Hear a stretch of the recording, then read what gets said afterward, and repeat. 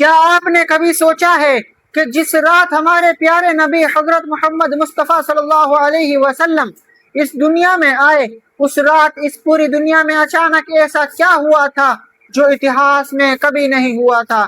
کیا آپ نے کبھی سنا ہے کہ ہزاروں سالوں سے جلتی آ رہی وہ آگ جسے لوگ خدا مان کر پوجتے تھے، وہ ایک ہی سیکنڈ میں کیسے بجھ گئی؟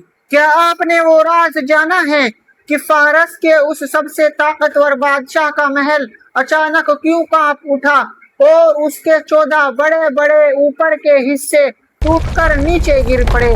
اور کیا آپ جانتے ہیں کہ جس ریگستان میں ہر طرف سوکھا اور اندھیرا تھا، وہاں اچانک ایسا کون سا نور چمک اٹھا جس سے سیریا تک کے محل روشن ہو گئے؟ اگر آپ ان سوالوں کے جواب نہیں جانتے تو اس ویڈیو کو ذرا دھیان سے آخر تک دیکھنا، کیونکہ آج ہم آپ کو وہ سچی اور اتہاسک بات بتانے والے ہیں جو 12 ربیع الاول کی اس مبارک صبح اصل میں ہوئی تھی۔ دوستو، بات اس سمے کی ہے جب پوری دنیا اندھیرے میں ڈوبی ہوئی تھی۔ انسانوں کو انسانوں کی عزت دینا کوئی نہیں جانتا تھا، نفرتیں چاروں طرف پھیلی تھی، ہر طرف ظلم کا بول بالا تھا۔ ایسے میں اللہ نے طے کیا کہ اب دنیا کے اندھیرے سے نکالنے کے لیے اس دنیا کے سب سے بہترین انسان کو بھیجا جائے گا۔ اور وہ دن کون سا تھا؟ وہ دن تھا 12 ربیع الاول اور پیر کا دن۔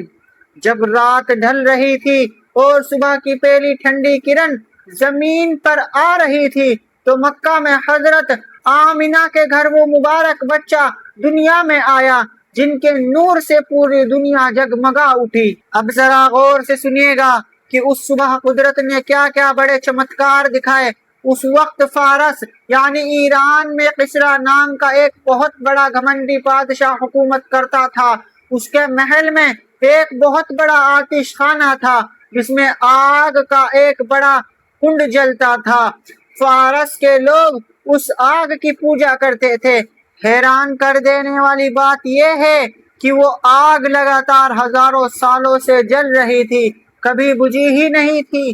لیکن اتہاس کی کتابیں گواہ ہیں کہ جیسے ہی ہمارے پیارے نبی حضرت محمد مصطفیٰ صلی اللہ علیہ وسلم کی پیدائش ہوئی، وہ ہزاروں سالوں سے جلنے والی آگ اچانک ایک ہی پل میں اپنے آپ ٹھنڈی ہو کر بجھ گئی۔ آگ کے پجاریوں کے ہوش اڑ گئے کہ بھائی یہ کیا ہو گیا؟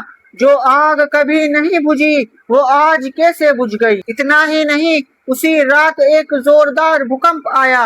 اس گھمنڈی بادشاہ کے محل کے 14 بڑے بڑے اوپر کے حصے اچانک چٹک کر نیچے آ گرے۔ بادشاہ اور اس کے درباریوں کی نیند اڑ گئی کہ آخر یہ کون سی بڑی طاقت آ گئی ہے جس کا اثر ہمارے محلوں پر بھی پڑ رہا ہے۔ خود حضور صلی اللہ علیہ وسلم کی والدہ محترمہ حضرت آمنہ بیان کرتی ہے کہ انہوں نے اس وقت ایک ایسا عظیم نور دیکھا جس کی روشنی اتنی تیز تھی کہ سیریا دیش تک کے محل اس کی روشنی میں صاف دکھائی دے رہے تھے۔ اور پھر جب سعد قبیلے کی نیک خاتون حضرت حلیمہ سعدیہ ہمارے پیارے نبی کو اپنی گود میں لے کر اپنے گاؤں واپس جانے لگی تو قدرت کی ایک اور کرامات دیکھنے کو ملی۔ جو اونٹنی کمزور ہونے کی وجہ سے قافلے میں سب سے پیچھے چل رہی تھی، وہ اچانک اتنی طاقتور ہو گئی کہ پورے قافلے میں سب سے آگے نکل گئی۔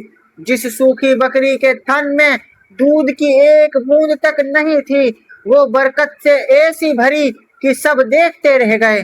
تو میرے بھائیوں اور بہنوں، عید میلاد النبی کا دن صرف روشنی کرنے یا جشن منانے کا نام نہیں ہے۔ یہ دن ہمیں یاد دلاتا ہے کہ ہمارے پیارے نبی اس دنیا میں کتنی بڑی رحمت بن کر آئے تھے۔ ان کے آنے سے دنیا کے سارے اندھیرے اور ظلم مٹنے کی شروعات ہو گئی تھی۔ اس 26 اگست کو جب آپ عید میلاد النبی منائیں تو اس سچے قصے کو یاد کریں، زیادہ سے زیادہ درود شریف پڑھیں اور اپنے دلوں میں انسانوں کے لیے محبت پیدا کریں۔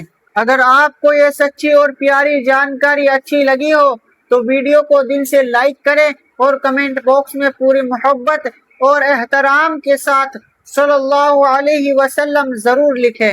دوستو، آج تھا ہمارا 100 ڈے اسلامک ریمائنڈر چیلنج کا ڈے 58۔ ان 100 دنوں میں ہم دیکھنے والے ہیں کہ ہمارے ساتھ اس دینی تعلیم میں کتنے مسلمان بھائی جڑتے ہیں اور اللہ کی راہ میں آگے بڑھتے ہیں۔ ملتے ہیں ڈے 59 میں ایک اور نئی ویڈیو کے ساتھ، تب تک کے لیے اللہ حافظ۔